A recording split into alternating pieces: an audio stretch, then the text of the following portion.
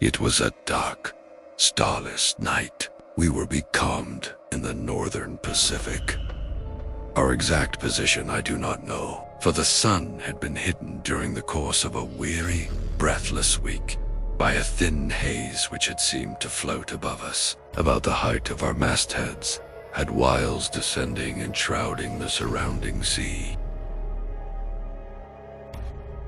With there being no wind, we had steadied the tiller, and I was the only man on deck. The crew, consisting of 2 men and a boy, were sleeping forward in their den, while Will, my friend, and the master of our little craft was aft in his bunk on the port side of the little cabin. Suddenly, from out of the surrounding darkness, there came a hail. "Schooner, ahoy." The cry was so unexpected that I gave no immediate answer because of my surprise. It came again, a voice curiously throaty and inhuman, calling from somewhere upon the dark sea away on our port broadside. "Schooner, ahoy." "Hello," I sung out, having gathered my wits somewhat. "What are you? What do you want?" "You need not be afraid," answered the queer voice, having probably noticed some trace of confusion in my tone. "I am only an old man." The pause sounded odd, but it was only afterward that it came back to me with any significance. "Why don't you come alongside then?" I queried somewhat snappishly, for I liked not his hinting at my having been a trifle shaken. I can't. It wouldn't be safe. The voice broke off, and there was silence. "What do you mean?" I asked, growing more and more astonished. "What's not safe? Where are you?" I listened for a moment, but there came no answer, and then a sudden, indefinite suspicion of I knew not what coming to me. I stepped swiftly to the binnacle and took out the lighted lamp. At the same time, I knocked on the deck with my heel to waken Will. Then I was back at the side, throwing the yellow funnel of light out into the silent immensity beyond our rail. As I did so, I heard a slight muffled cry, and then the sound of a splash, as though someone had dipped oars abruptly. Yet I cannot say with certainty that I saw anything, save it seemed to me that with the first flash of the light there had been something upon the waters, where now there was nothing. "Hello there," I called. "What foolery is this?" But there came only the indistinct sounds of a boat being pulled away into the night. Then I heard Will's voice from the direction of the after scuttle. "What's up, George?" "Come here, Will," I said. "What? You see it?" he asked, coming across the deck. I told him the queer thing that had happened. He put several questions. Then, after a moment's silence, he raised his hands to his lips and hailed, "Boat, ahoy." From a long distance away there came back to us a faint reply, and my companion repeated his call. Presently, after a short period of silence, there grew on our hearing the muffled sound of oars, at which Will hailed again. This time there was a reply. "Put away the light." "I'm damned if I will," I muttered, but Will told me to do as the voice spat, and I shoved it down under the bolt. "Come nearer," he said, and the oar strokes continued. Then, when apparently some half-dozen fathoms distant, they again ceased. "Come alongside," exclaimed Will. "There's nothing to be frightened of aboard here. Promise that you will not show the light." "What's to do with you?" I burst out. "That you're so infernally afraid of the light," began the voice, and stopped short. "Because what?" I asked quickly. Will put his hand on my shoulder. "Shut up a minute, old man," he said, in a low voice. "Let me tackle him." He leaned more over the rail. "See here, mister," he said. "This is a pretty queer business. You coming upon us like this, right out in the middle of the blessed Pacific. How are we to know what sort of a hanky-ponky trick you're up to? You say there's only one of you. How are we to know unless we get a squint at you? What's your objection to the light, anyway?" Asafini said. I heard the noise of the oars again, and then the voice came, but now from a greater distance, and sounding extremely hopeless and pathetic. "I am sorry, I would not have troubled you. Only I am hungry. And so is she."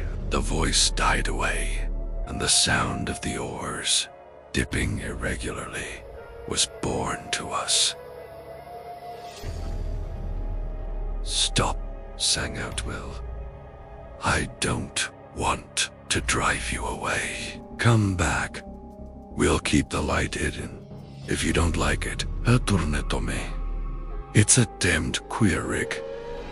But I think there's nothing to be afraid of." There was a question in his tone, and I replied, "No, I think the poor devil's been wrecked around here and gone crazy." The sound of the oars drew nearer.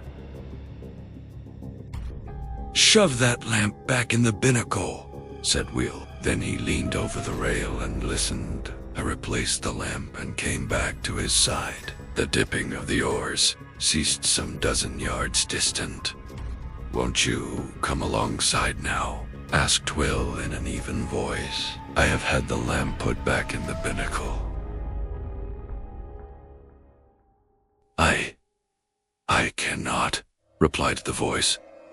"I dare not come nearer. I dare not even pay you for the provisions." "That's all right," said Will, and hesitated. "You're welcome to as much grub as you can take."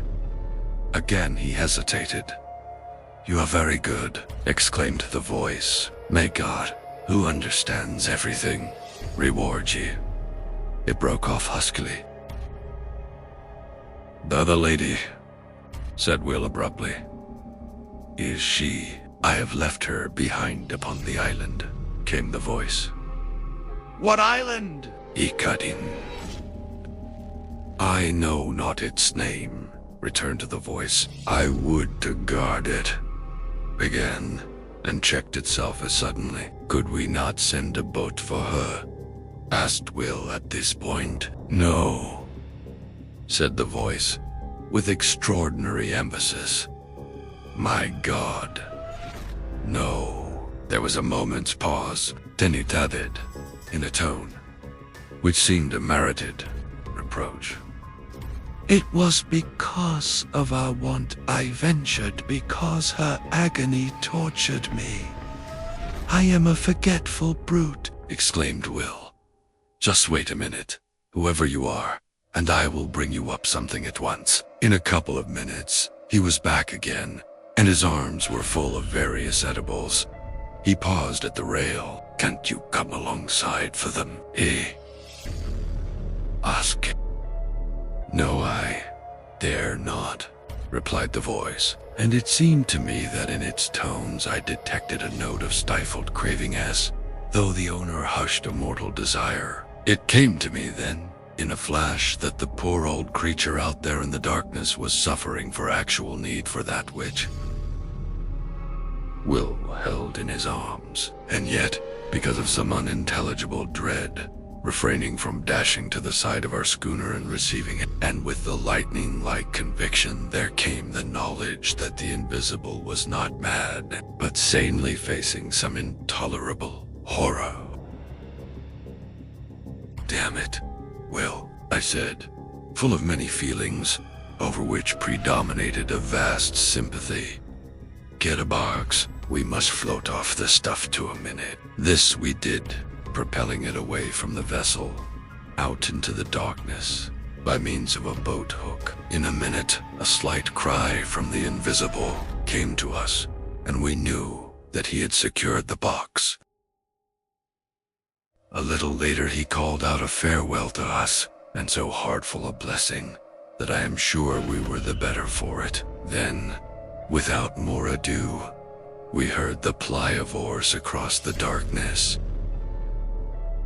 Pretty soon off, remarked well with perhaps just a little sense of injury. Wait, I replied. I think somehow he'll come back. He must have been badly needing that food. And the lady, said Will. For a moment, he was silent. Then he continued. It's the queerest thing ever I've tumbled across since I've been fishing. Yes, I said, and fell to pondering. And so, the time slipped away an hour, another, and still Will stayed with me. For the queer adventure had knocked all desire for sleep out of him. The third hour was 3 parts through when we heard again the sound of oars across the silent ocean. Listen, said Will, a low note of excitement in his voice. He's coming, just as I thought, I muttered. The dipping of the oars grew nearer, and I noted that the strokes were firmer and longer. The food had been needed. They came to a stop a little distance off the broadside, and the queer voice came again to us through the darkness. Schooner, oi. That you asked, Will? Yes, replied the voice. I left you suddenly. But, there was great. The lady, questioned Will. The lady is grateful now on earth. She will be more grateful soon and in heaven. Will began to make some reply in a puzzled voice, but became confused and broke off short. I said nothing. I was wondering at the curious pauses, and apart from my wonder, I was full of a great sympathy. The voice continued. She and I have talked as we shared the result of God's tenderness.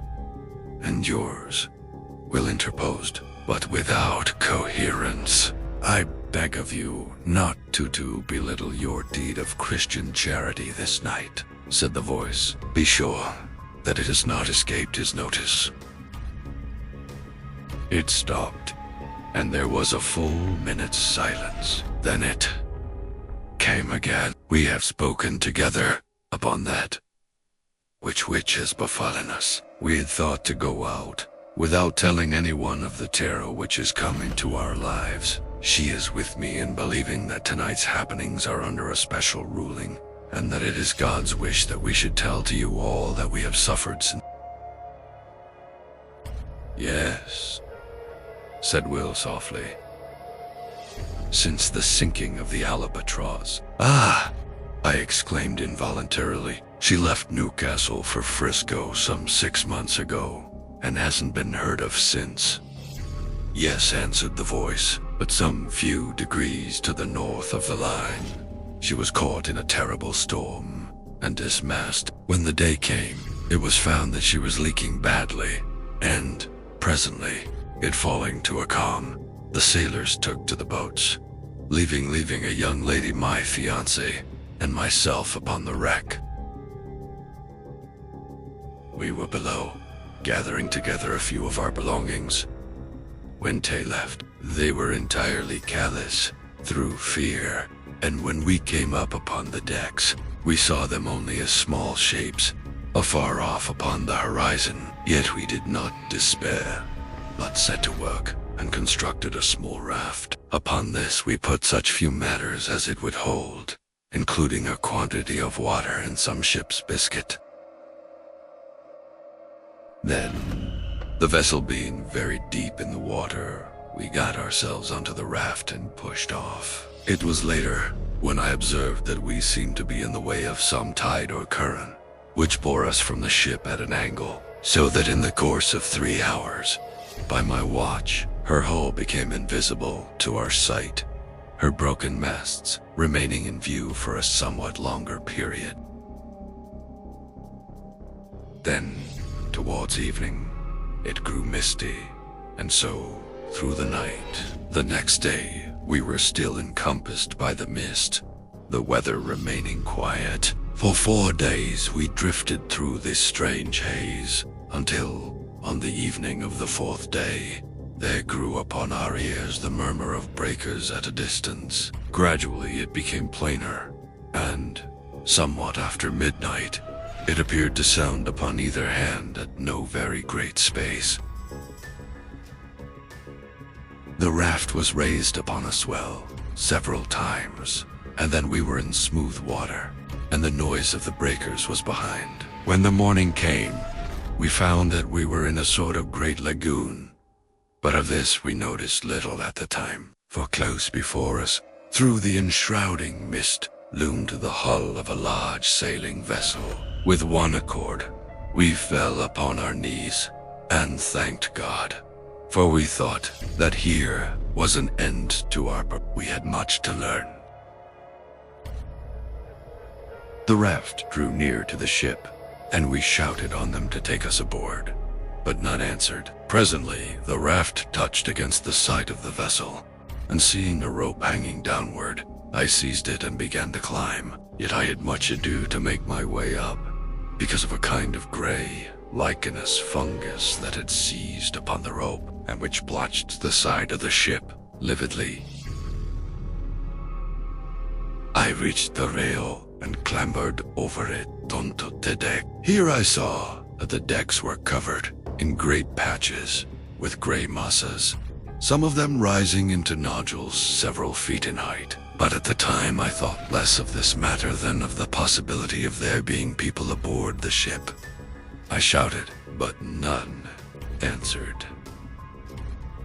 Then I went to the door below the poop deck. I opened it and peered in. There was a great smell of staleness, so that I knew in a moment that nothing living was within. And with the knowledge, I shut the door quickly, for I felt suddenly lonely. I went back to the side where I had scrambled up. My sweetheart was still sitting quietly upon the raft. Seeing me look down, she called up to know whether there were any aboard of the ship. I replied that the vessel had the appearance of having been long deserted, but that if she would wait a little, I would see whether there was anything in the shape of a ladder by which she could ascend to the deck. Then we would make a search through the vessel together. A little later, on the opposite side of the decks, I found a rope-side ladder. This I carried across, and a minute afterwards, she was beside me. Together we explored the cabins and apartments in the after part of the ship, but nowhere was there any sign of life. Here and there, within the cabins themselves, we came across odd patches of that queer fungus, but this, as my sweetheart said, could be cleansed away. In the end, having assured ourselves that the after portion of the vessel was empty, we picked our ways to the bows, between the ugly gray nodules of that strange growth. And here we made a further search, which told us that there was indeed none aboard but ourselves. This being now beyond any doubt, we returned to the stern of the ship and proceeded to make ourselves as comfortable as possible. Together we cleared out and cleaned 2 of the cabins, and after that, I made examination whether there was anything eatable in the ship. This I soon found was so, and thanked God in my heart for his goodness. In addition to this, I discovered the whereabouts of the freshwater pump, and having fixed it, I found the water drinkable, though somewhat unpleasant to the taste.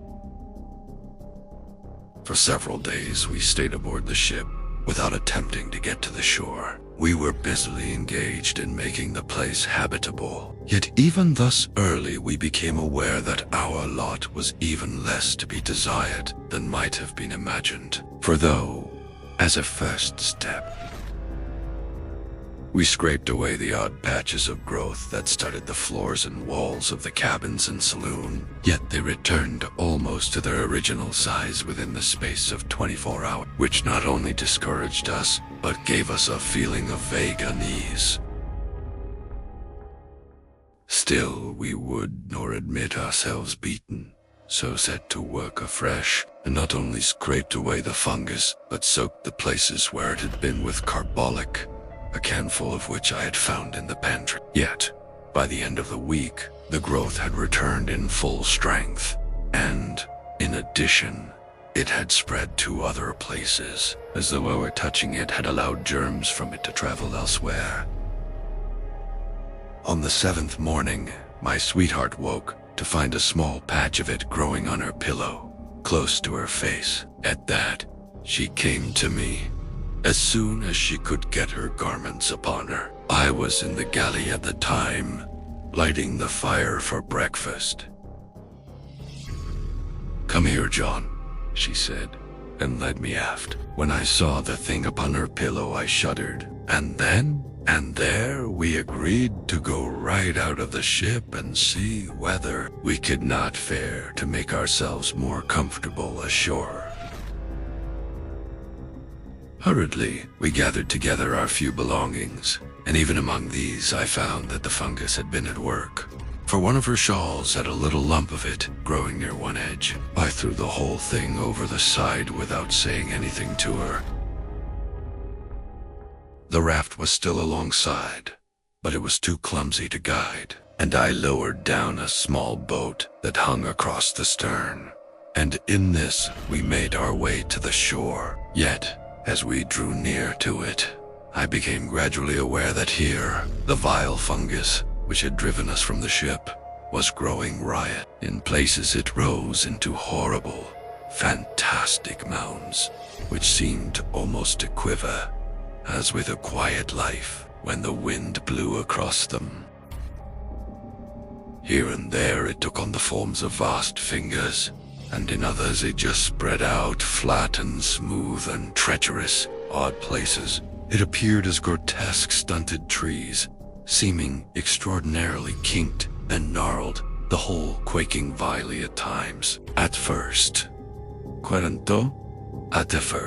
it seemed to us that there was no single portion of the surrounding shore which was not hidden beneath the masses of the hideous lichen. Yet, in this, I found we were mistaken, for somewhat later, coasting along the shore, at a little distance, we descried a smooth white patch of what appeared to be fine sand, and there we landed. It was not sand. What it was, I do not know. All that I have observed is that upon it the fungus will not grow, while everywhere else, save where the sand-like earth wanders oddly, pathwise, amid the gray desolation of the lichen, there is nothing but that loathsome grayness. It is difficult to make you understand how cheered we were to find one place that was absolutely free from the growth. And here we deposited our belongings. Then we went back to the ship for such things as it seemed to us we should need. Among other matters, I managed to bring ashore with me one of the ship's sails, with which I constructed 2 small tents, which, though exceedingly rough, served the purposes for which they were intended. In these we lived and stored our various necessities, and thus for a matter of some 4 weeks all went smoothly and without particular unhappiness. Indeed, I may say with much happiness, for we were together. It was on the thumb of her right hand that the growth first showed. It was only a small circular spot, much like a little gray mole. My God, how the fear leaped to my heart when she showed me the place. We cleansed it between us, washing it with carbolic and water. In the morning of the following day, she showed her hand to me again. The gray warty thing had returned. For a little while we looked at one another in silence. Then, still wordless, we started again to remove it. In the midst of the operation, she spoke suddenly. "What's that on the side of your face, dear?" Her voice was sharp with anxiety. I put my hand up to feel. Tear it under the hair. By your ear. A little to the front a bit. My finger rested upon the place, and then I knew. Let us get your thumb done first, I said, and she submitted, only because she was afraid to touch me until it was cleansed. I finished washing and disinfecting her thumb, and then she turned to my face. After it was finished, we sat together and talked a while of many things, for there had come into our lives sudden, very terrible thoughts. We were all at once afraid of something worse than death. We spoke of loading the boat with provisions and water and making our way out onto the sea. Yet we were helpless for many causes, and undergrowth had attacked us already. We decided to stay. God would do with us what was his will. We would wait. A month, 2 months, 3 months passed, and the places grew somewhat, and there had come others, yet we fought so strenuously, with the fear that its headway was but slow. Comparatively speaking, occasionally, we ventured off to the ship for such stores as we needed. There we found that the fungus grew persistently. One of the nodules on the main deck soon became as high as my head. We had now given up all thought or hope of leaving the island. We had realized that it would be unallowable to go among healthy humans with the things from which we were suffering. With this determination and knowledge in our minds, we knew that we should have to husband our food and water, for we did not know at that time, but that we should possibly live for many years. This reminds me that I have told you that I am an old man. Judged by years, this is not so. But, I broke off, then continued somewhat abruptly. As I was saying, we knew that we should have to use care in the matter of food, but we had no idea then how little food there was left of which to take care.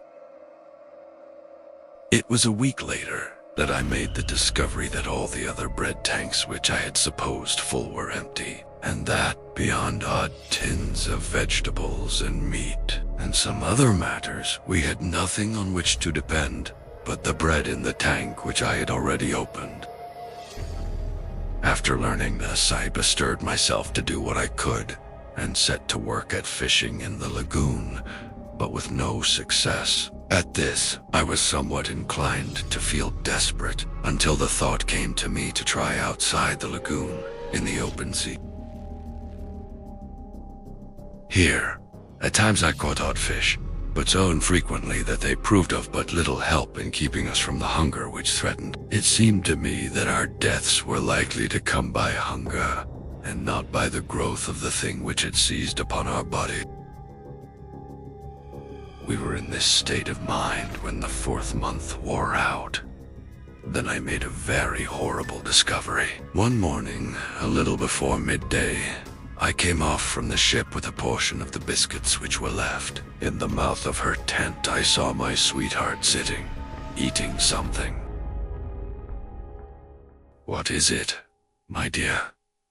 I called out as I leaped ashore, yet, on hearing my voice, she seemed confused, and, turning, slyly threw something toward the edge of the little clearing. It fell short, and a vague suspicion having arisen within me, I walked across and picked it up. It was a piece of the gray fungus. As I went to her with it in my hand, she turned deadly pale, then a rose red. I felt strangely dazed and frightened. My dear, I said, and could say no more. Yet at my words she broke down and cried bitterly. Gradually, as she calmed, I got from her the news that she had tried it the preceding day, and liked it. I got her to promise on her knees not to touch it again, however great our hunger. After she had promised, She told me that the desire for it had come suddenly, and that, until the moment of desire, she had experienced nothing toward it but the most extreme repulsion. Later in the day, feeling strangely restless and much shaken with the thing which I had discovered, I made my way along one of the twisted paths formed by the white, sand-like substance which led among the fungoid growth. I had, once before, ventured along there, but not to any great distance. This time, being involved in perplexing thought, I went much farther than hitherto. Suddenly, I was called to myself by a queer hoarse sound on my left. Turning quickly, I saw that there was movement among an extraordinarily shaped mass of fungus close to my elbow. It was swaying uneasily, as though it possessed life of its own. Abruptly, as I stared, the thought came to me that the thing had a grotesque resemblance to the figure of a distorted human creature. Even as the fancy flashed into my brain, there was a slight, sickening noise of tearing, and I saw that one of the branch-like arms was detaching itself from the surrounding gray masses and coming toward me. The head of the thing, a shapeless gray ball, inclined in my direction. I stood stupidly, and the vile arm brushed across my face. I gave out a frightened cry and ran back a few paces. There was a sweetish taste upon my lips where the thing had touched me. Primera licked them and was immediately filled with an inhuman desire. I turned and seized a mass of the fungus, then more and more. I was insatiable. In the midst of devouring, the remembrance of the morning's discovery swept into my mazed brain. It was sent by God. I dashed the fragment I held to the ground. Then, utterly wretched and feeling a dreadful guiltiness, I made my way back to the little encampment. I think she knew, by some marvelous intuition which love must have given, so soon as she set eyes on me. Her quiet sympathy made it easier for me, and I told her of my sudden weakness, yet omitted to mention the extraordinary thing which had gone before. I desired to spare her all unnecessary terror. But, for myself, I had added an intolerable knowledge to breed an incessant terror in my brain, for I doubted not but that I had seen the end of one of these men who had come to the island in the ship in the lagoon, and in that monstrous ending I had seen our own. Thereafter we kept from the abominable food, though the desire for it had entered into our blood. Yet our drear punishment was upon us, for, day by day, with monstrous rapidity, the fungoid growth took hold of our poor body. Nothing we could do would check it materially, and so we who had been human became, well, it matters less each day. Only we had been manned and made. And day by day the fight is more dreadful, to withstand the hunger lust for the terrible lichen. A week ago we ate the last of the biscuit, and since that time I have caught 3 fish. I was out here fishing tonight, when your schooner drifted upon me. Out of the mist, I hailed you. You'll know the rest, and may God, out of his great heart, bless you for your goodness to ye. Couple of poor outcast souls. There was the dip of an or another. Then the voice came again, and for the last time, sounding through the slight surrounding mist, ghostly and mournful. God bless you. Goodbye, we shouted together hoarsely, our hearts full of many emotions. I glanced about me. I became aware that the dawn was upon us. The sun flung a stray beam across the hidden sea, pierced the mist dully, and lit up the receding boat with a gloomy fire. Indistinctly, I saw something nodding between the oars. I thought of a sponge. Great, gray nodding sponge. The oars continued to ply.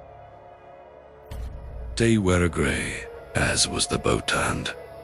My eyes searched a moment, vainly for the conjunction of hand and oar. My gaze flashed back to the head. It nodded forward as the oars went backward for the stroke. Then the oars were dipped. The boat shot out of the patch of light, and the thing went nodding into the mist.